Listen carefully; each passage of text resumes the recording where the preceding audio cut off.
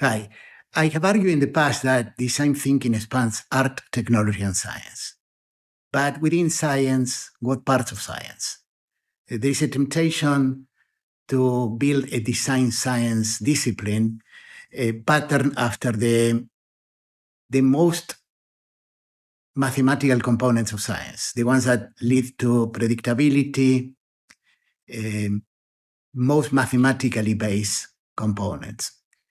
But I would argue that design probably fits better under the first scientific revolution that was based on a narrative, no laws, and that's evolution.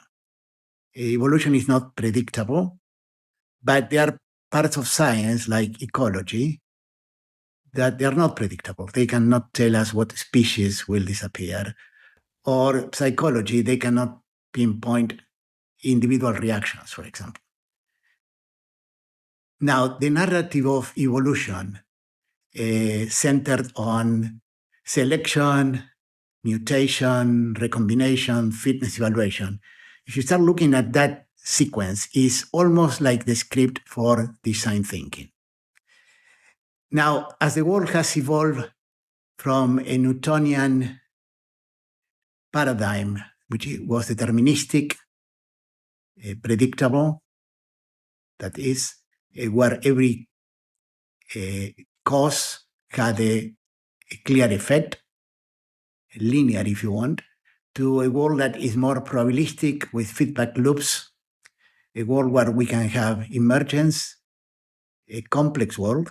The question is which of these paradigms is better suited for the world that we are facing today. Now, it's important to have a grounding on what I would call the left brain kind of skills, the logical, analytical, mathematical grounding.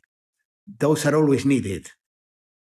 But those skills, those components should be augmented by what I would call the right brain component skills, which are metaphorical, divergent, if you want, more creative.